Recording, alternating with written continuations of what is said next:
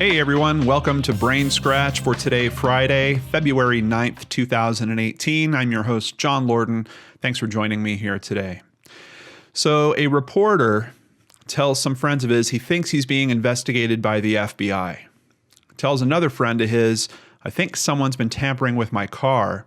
Actually asks someone if he can borrow their car. Unfortunately, they say no. And is soon killed in a single driver car accident. Is there more going on here that meets the eye? Is this a situation I'm describing from a Hollywood movie of some kind?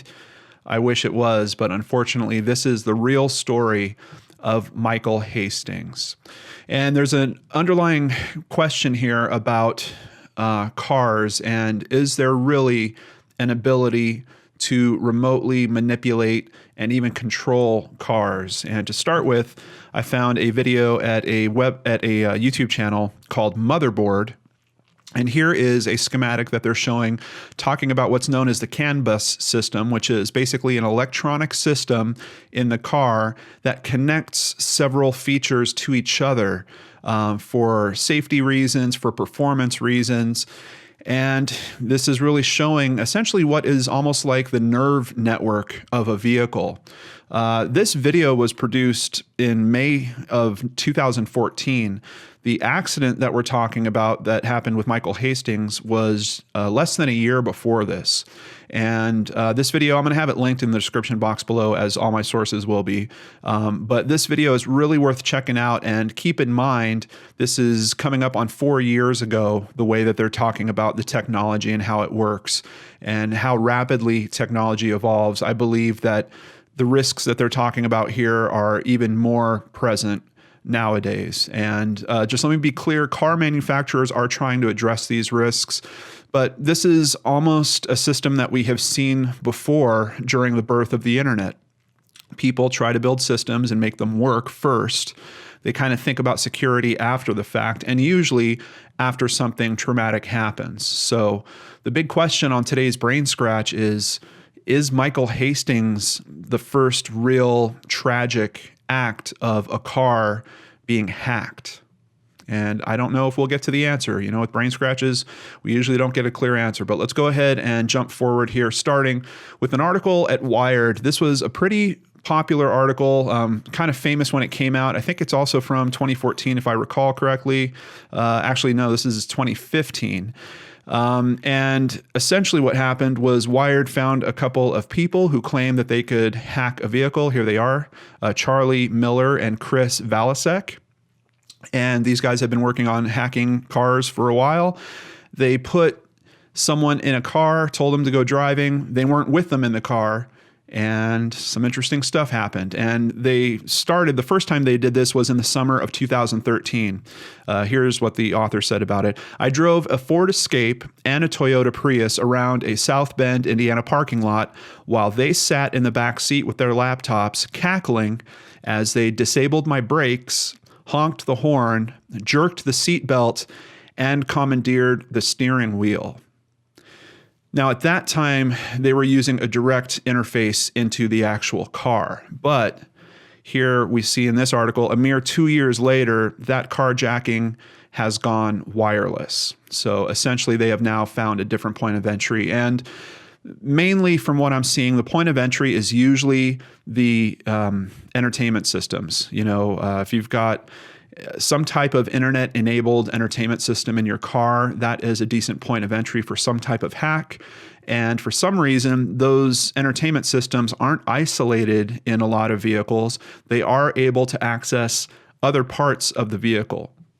Now, like I said, this might be for features or even simple things like notifications. Like if you have a low tire or something like that, there's actually wireless sensors in tires nowadays, and they kick a signal back to your dashboard so that something lights up and lets you know. Am I talking about that like I've had personal experience? Because I have. So it's not that it doesn't make sense that these things should be connected.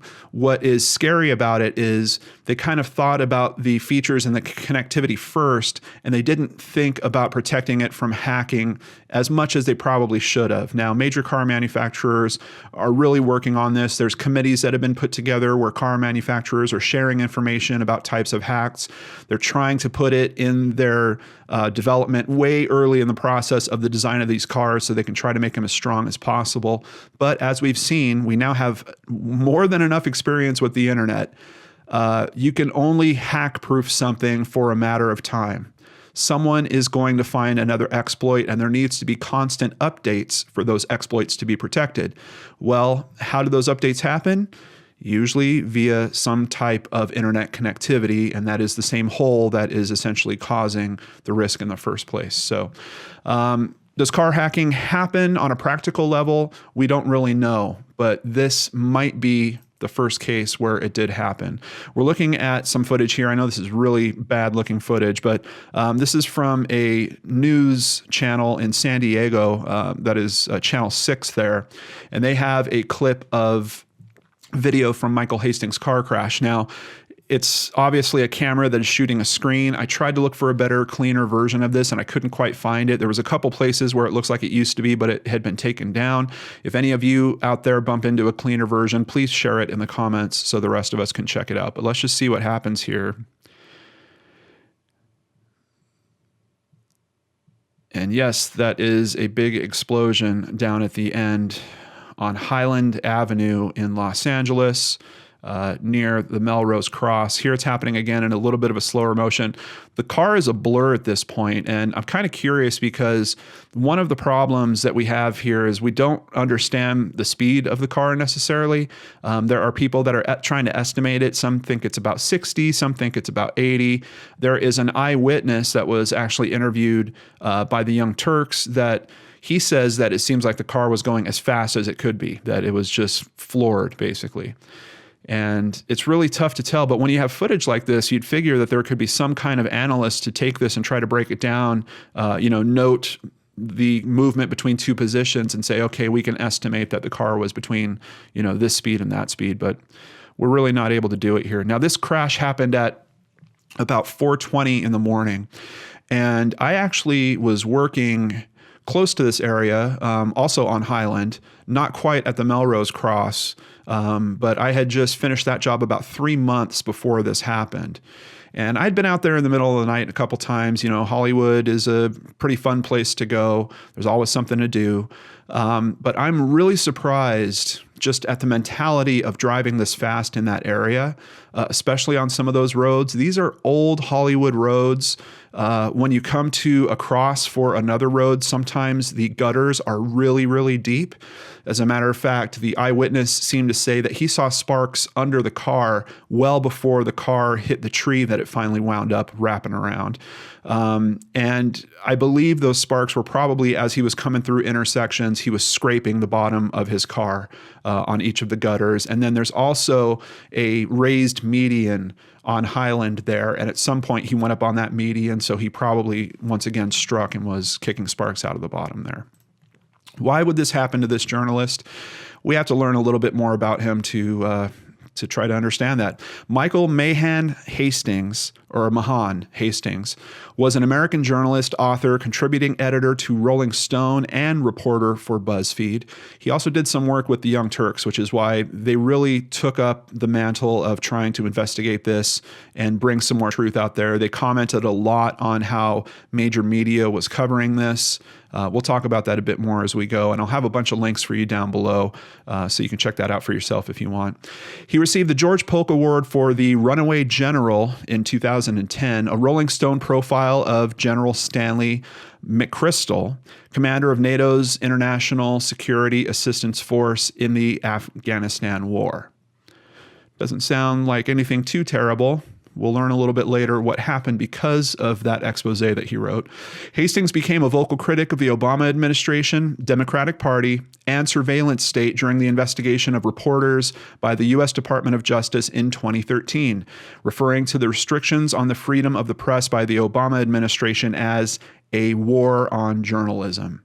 His last story, Why Democrats Love to Spy on Americans, was published by BuzzFeed on June 7th, 2013. Hastings died in an automobile crash on June 18th, 2013 in Los Angeles. Let's continue over at Slate, get a little more information on Michael here. Journalist Michael Hastings wrote an email to his colleagues hours before he died last week, in which he said his close friends and associates were being interviewed by the FBI, and he was going to, quote, go off the radar for a bit. The 33-year-old journalist said he was onto a big story, according to the email that Hastings sent at around 1 p.m. Monday, June 17th. Hastings died at 4:30 a.m. Tuesday morning in a fiery one-vehicle car crash. So now this is kind of strange, and I think this is part of the reason why this story continues to live on as a conspiracy. There's also one person in particular that's kind of drumming it up as that and keeping it, in that kind of frame of mind.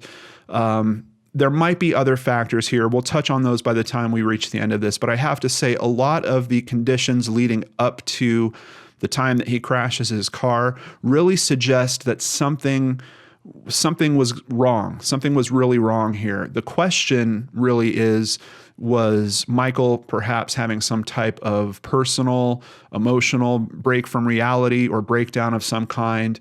Or is he right? Was he really being followed? Was someone tampering with his car? Did that have to do with his car crash? Was his car potentially hacked at some point? Someone takes control of his accelerator and tries to send him into a tree.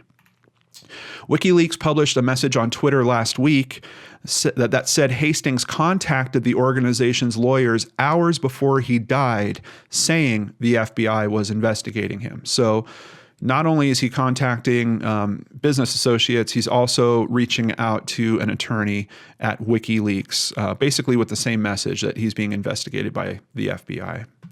Jumping over to whowhatwhy.org, let's get some more detail. A witness reported seeing Hastings' new silver Mercedes C250 coupe speeding down a Hollywood street before dawn when it bounced, slammed into a tree, and burst into flames.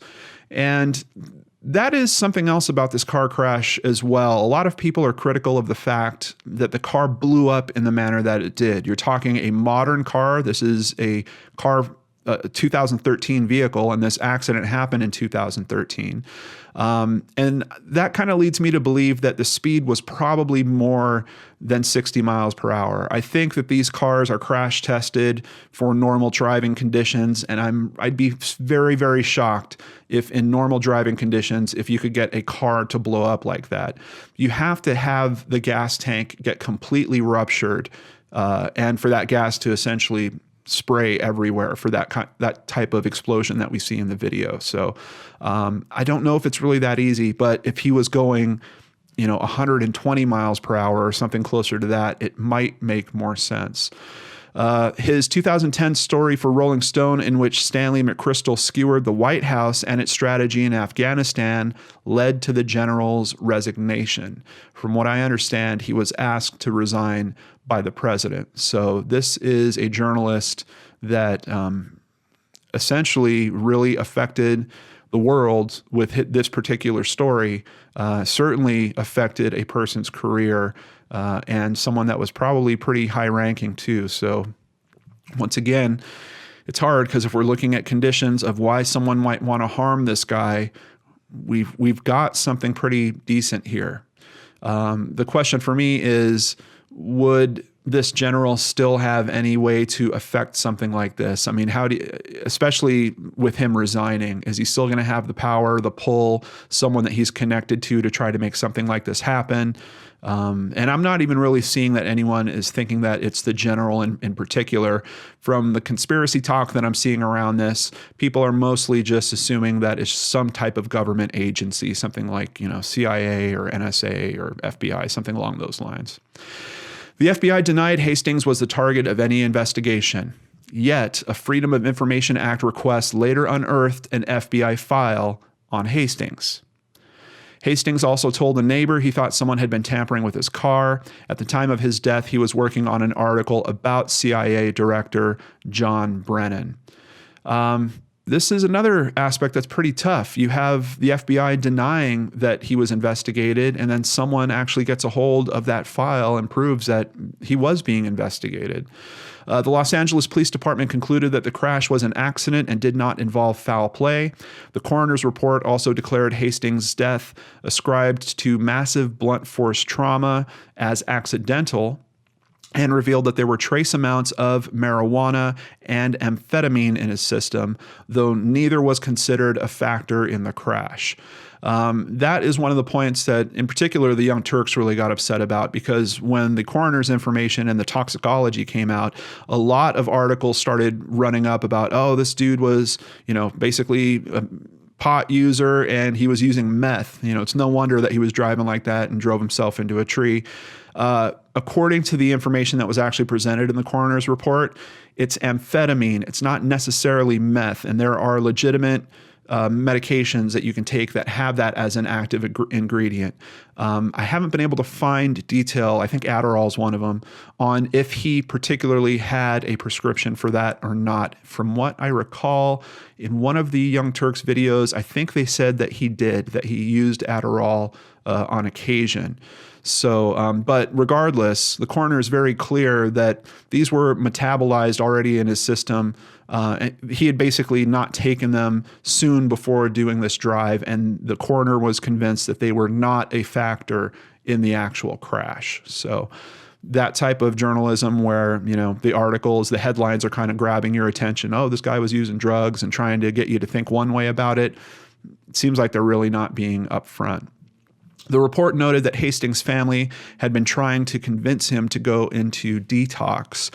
Hastings' brother said that he feared his sibling was experiencing a manic episode before his death, which he suspected was linked to drugs. He had flown to LA to try to convince his brother to enter rehab. Hastings died the next day. 2013, I'm pretty sure you've got medical marijuana that is legal in Southern California through all of that. Obviously, he's a marijuana user. It was found in his system. Could that have led him to being in a state of having some type of manic episode? I really have no idea. But obviously, at least from his brother's point of view, that was his assumption, that his brother was suffering with a drug addiction. And apparently Michael had written about some drug addictions. He had a previous wife that had died. He wrote a book about that. And he had written about battling drug addictions before. So obviously with that kind of past, it makes sense to me that his brother might make that assumption and, come out and try to help him like that. Jumping over to latimes.com, we get a little more information. Here's a nice picture of Michael speaking.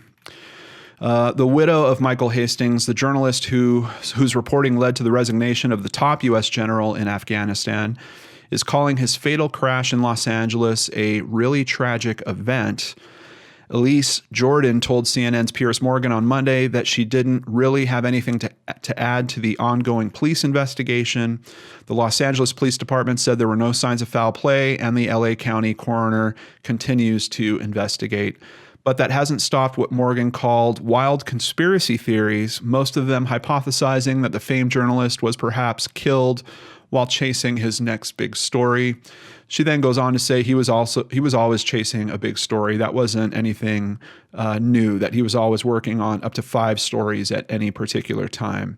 But it really seems like from her point of view, she's believing that this was just an accident of some kind. What I struggle with is, in looking at that footage and thinking of someone that knows the LA area, Highland is a main road that you take. It's one of the main ways to get to the freeway out there. It runs right through downtown Hollywood. I mean, anytime you're going to the theaters or the restaurants down there, you're probably going to be driving Highland. Most people would be familiar with some of those gnarly dips that happen at some of those intersections. And I don't know why you would go driving like that. And even outside of all that, even if there wasn't any dips or any risks in that way, 4 o'clock in the morning in that part of LA, the only other people you're going to bump into are either potentially drunk drivers or cops. It's just not the type of place where you're going to decide, hey, I really want to open up my Mercedes and see what she can do. It's not that type of road. It's not the right place for doing that type of thing. So the question really comes back about just what is going on at this point. how is that accelerator being pinned in the way that it is for that car to be going that fast? I don't know. It really, talk about brain scratch. I have no idea what would motivate him to drive like that. This is the type of car, a 2013 Mercedes-Benz C-Class C250 coupe, I believe. And I think that might even be the same color of the one that he was driving as well. And here is the tree. You can see this is a memorial. This was not an accident written on the sign. Pictures of him taped on it, flowers left there. This is actually an article that was written in March of 2017, which is another thing that's interesting. I kind of appreciate looking at cases that are a few years old like this, because you can kind of follow the media through it and see what new developments have happened over the years.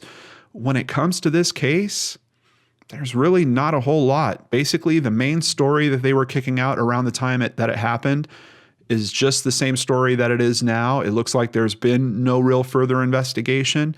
On the Young Turks commentary about this, one of the questions they raised is, hey, isn't Mercedes going to speak up about this? You know, I go driving one of your cars into a tree, and that means I'm going to blow up, essentially. I can find no follow-up on that angle. And of course, the car was, it was practically incinerated. So I don't know what type of evidence you could find if we are talking about some type of hack. And that's assuming that you'd be able to detect it anyway. It's not quite the same as a computer when you're talking about electronics that are built in that way.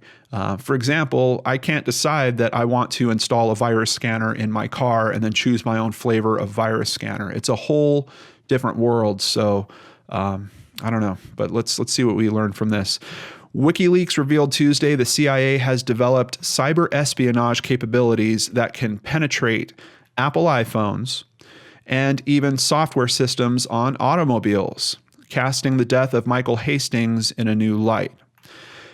Quote, as of October 2014, the CIA was also looking at infecting the vehicle control systems used by modern cars and trucks, WikiLeaks said in a press release. The purpose of such control is not specified, but it would permit the CIA to engage in nearly undetectable assassinations. Now, of course, that's probably the most extreme thought that you could have with this. There might be other more reasonable thoughts, like perhaps tracking people, maybe disabling their vehicle if they were going to chase them or if they were going to try to capture someone, something along those lines. But no doubt, if you're talking about the ability to prevent someone from braking, to turn their car in a certain direction, to accelerate, particularly, to fire off the airbag in their face. Yeah, I think you have to consider those implications as well. It's possible that someone might try to develop some program to do something like that. Jumping over to Jalopnik, I hope that's how you say it, which is a site I bump into every now and then when I'm looking for a bit more of a critical point of view. This is an article that was actually written back closer to the time, 2013. Here we see a picture of the car, and as you can see, there's really not a whole lot left outside of, it's really just a burnt shell.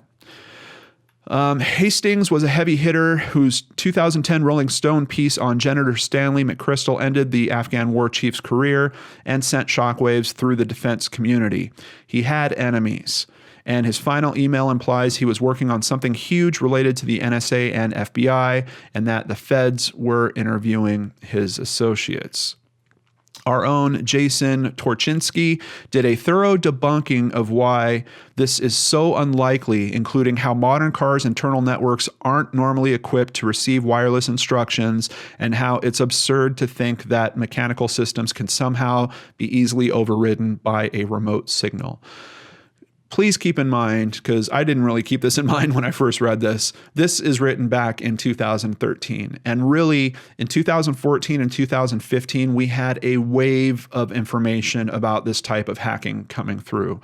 And the things that Jason kind of assumes, I read his analysis, this thorough debunking. For me, it's not very thorough. It's based on a little bit of an older understanding of cars that I didn't even really have good knowledge of until I did the research that I did for today's episode. So I get why this was written back in 2013, but it's not really all that thoroughly debunked, as I'm going to show you here in a moment.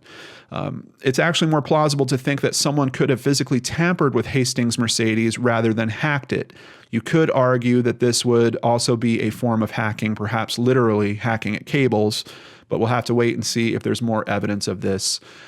Very good thought there, and this is why I love reading on both sides of a particular issue. If you are going to do something like this and you really want to be foolproof about it, yeah, get to his car, plant something in it, disable a system physically, something along those lines. The other thing that kind of nags at me about this story is if someone had put in a command to have this guy's life taken away, why is the FBI going to waste any time researching him? Why are they going to give him the possible indication that they're on his trail? If someone's going to press this button and make this happen, just press the button and make it happen. Don't do all this other stuff where you might actually leave a trail behind and get yourself nailed for it. So I'm not sure. But back to the point of this hacking and is it really possible? And kind of back to the men that we started this episode with. After hackers Charlie Miller and Chris Velasek hacked the Jeep in July, Chrysler issued a 1.4 million vehicle recall and mailed USB drives with software updates to affected drivers. And the next month, researchers from the University of California at San Diego showed that a common insurance dongle plugged into a Corvette's dashboard could be hacked to turn on the car's windshield wipers or disable its brakes.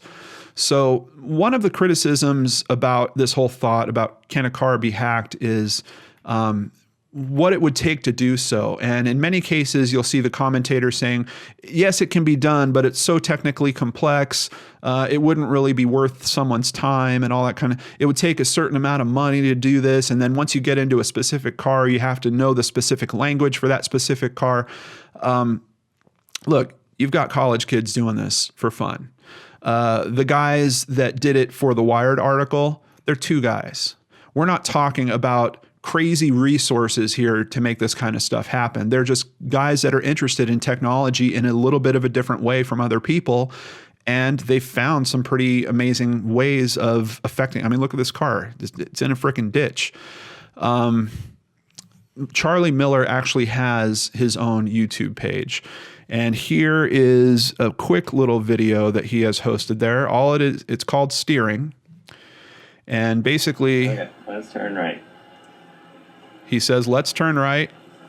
Cool. Let's go back to the middle. You can see the wheel moving on its own. Let's turn left.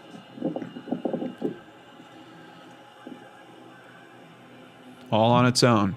And all he's doing is he's got a laptop right next to it that he's tapping the commands on the laptop. Now, this video is actually uploaded March 15th, 2013. This is before Michael's death. The thing I'm not sure of is these commands that he's sending to turn the steering wheel, are they literally only turning the steering wheel or are they moving the wheels outside? I don't hear the wheels moving, so I don't know that this is the best example. But a few years later, 2016, he's doing another test that he calls acceleration. You can see the speedometer is at 30, 35, 41.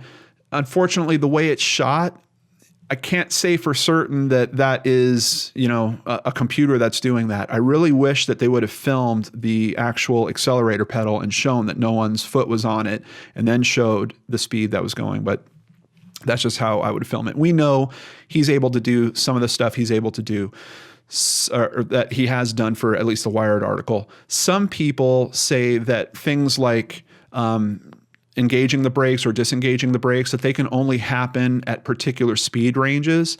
Once again, remember, we're talking about different manufacturers that are kind of figuring this out, and they're trying to make systems to trap, if people do hack these systems, should try to disable those commands from affecting the actual vehicle. So I don't know if that rule is a general rule that we could all lean on and say, yeah, they can take your brakes out, but the car has to be going less than 5 miles per hour. But I am seeing articles where people are kind of assuming that that is the case. And here over at motherjones.com, meet the journalist spreading Michael Hastings conspiracy theories. I wanted to cover it from this website because it really touches on several of the theories that Kim Dvorak, who, if you look at the first video that we showed with the actual footage of the car crashing, she's interviewed in that segment, and you'll get a good dose of kind of what she thinks about this. But this article breaks down some of her theories, and this is, once again, this is written back in 2013, just a few months after it happened. Freelance blogger Kimberly Dvorak for the CW television network affiliate San Diego 6, whom the station touts as an investigative journalist, is a national homeland security correspondent for Examiner.com, a blog network owned by Republican billionaire Philip Anschutz that has minimal editorial oversight. Since Hastings' death, San Diego 6 has repeatedly given Dvorak airtime to float conspiracy theories that the crash was not consistent with a car accident. One of the things that she talks about is when you see the explosion happen, she sees a pre-explosion, a smaller explosion first, and then a larger explosion that happens. I think she actually says that she sees 3 separate explosions that happen there. Kind of tough. That footage is really, really not the best quality. So, but I do have to admit, when I'm looking at it, I see flashes that are happening. There are certainly more than one flash. But the way that a gas tank could potentially rupture doesn't mean that it would all blow at the same time. There's no rule that because it's going to blow up, it would just be one explosion, and that would be that. Other theories that she's kicking around, that he was cremated to cover up foul play, that federal officials may have ordered him killed. None of these theories, which often come from unnamed sources, are backed up by any convincing evidence, but reputable media outlets keep falling for Dvorak's reporting anyway. Veteran journalist Russ Baker dispelled one of the myths on his news site, Who, What, Why, which is an article we actually used a couple screens before, by talking to a family member who confirmed that the cremation was done at the family's request. So Kim was saying that basically the family did not want him cremated, that someone decided to go and cremate him because they wanted to cover up how he was actually killed. This journalist reached out to a family member and they said, no, we actually did want him cremated. She claimed on air that the engine of Hastings' Mercedes C250 coupe had been found behind the crash site, which would have been impossible with the forward velocity of an ordinary accident. The engine was actually found in front of the crash site. Her suggestion that a grainy video of the crash showed evidence of a pre-explosion sabotage has been dismissed by car experts. And Dvorak has repeated speculation by Richard Clark that Hastings' car computer system may have been remotely hacked, something that's technically possible, but highly unlikely. Richard Clark, let's jump back to the article at Who, What, Why real quick. After Hastings died in a bizarre one-car crash along a straight Los Angeles street, yeah, it's another thing, Highland is usually pretty straight for most of it, former counterterrorism advisor Richard Clark noted the accident was consistent with a car cyber attack and that it was easy to hack cars. Quote, so if there were a cyber attack on the car, and I'm not saying there was, I think whoever did it would probably get away with it. Clark added that the LAPD was unlikely to have the tools necessary to detect such an attack, particularly after a fire. So that's another reason why the conspiracy kind of keeps spinning around on this. You have a former counterterrorism advisor for 2 presidents that is saying this could be a car that was hacked. Now, after reviewing everything that I have for this case, I really can't tell you if we're talking about a remote exploit that caused Michael's car crash. But I can tell you as of March of 2016, we get a pretty important public service announcement specifically about motor vehicles being increasingly vulnerable to remote exploits. And this announcement comes from the FBI, the Department of Transportation, and the National Highway Traffic Safety Administration. As previously reported by the media in and after July 2015, security researchers evaluating automotive cybersecurity were able to demonstrate remote exploits of motor vehicles. The analysis demonstrated the researchers could gain significant control over vehicle functions remotely. Third-party aftermarket devices with internet or cellular access plugged into diagnostics ports could also introduce wireless vulnerabilities. Vehicle hacking occurs when someone with a computer seeks to gain unauthorized access to a vehicle's systems for the purposes of retrieving driver data or manipulating vehicle functionality. How are computers used in modern motor vehicles? Motor vehicles contain an increasing number of computers in the form of electronic control units. These ECUs control numerous vehicle functions from steering, braking, and acceleration to the lights and windshield wipers. So even just talking about those features there, obviously steering could be something very serious if you wanted to try to manipulate this to harm someone. Braking, particularly disabling the braking, very serious, especially if you're trying to use this one, acceleration. And that's the one that concerns me the most when I'm thinking about Michael's case in particular. If it was possible to control someone else's car, I think someone that wanted to harm someone would try to pop the airbag first so that would actually stun the driver and block their perspective so they can't see very well, disable the braking, and then ramp up the acceleration. And by looking at that video, that's the one thing that makes me think if someone was going to do it, here's kind of how I'm thinking that they should do it. And that video kind of supports that thought, especially if you consider he's driving on a straight road, and that's assuming that you can't control his steering. All it would take at that point is to stun him, block his view, accelerate the car, and make sure that he can't brake. And I'm pretty sure we would see something very similar to what actually happens in that video. Outside of that, if someone's driving at night, shut off their lights, particularly if they're on a dangerous road. Now, Highland, I don't think is that right type of road. But for the situation that I was talking about with the acceleration, it's only a matter of time, particularly if he can't see through the windshield because he's got an airbag deployed in his face, or if it stunned him enough that he might have jerked the wheel in some way. He's going to run into something. Now, outside of that, if they can control the braking individually in some way, which I'm not absolutely positive of, but that would essentially give you the same ability to steer, just brake a little bit on the left, kind of send the car in that direction. So kind of scary stuff when you actually start looking at it and thinking about the different things that could be done. How can consumers help minimize vehicle cybersecurity risks? Ensure your vehicle software is up to date. The best thing I could think of for that is just making sure that you're actually taking it to the manufacturer for service. I'm not sure that your local Jiffy Lube is checking on the software for vehicles and doing software updates. I kind of doubt that they are. I don't know for a fact, but if you know better, let us know in the description box or in the comments below. Be careful when making any modifications to vehicle software. Basically, don't make unauthorized modifications. Maintain awareness and exercise discretion when connecting third-party devices to your vehicle. This one is interesting to me because more and more I've heard, particularly in missing persons cases, about people having insurance. They're not really trackers, but those insurance devices in cars that watch speed and report that back to the company.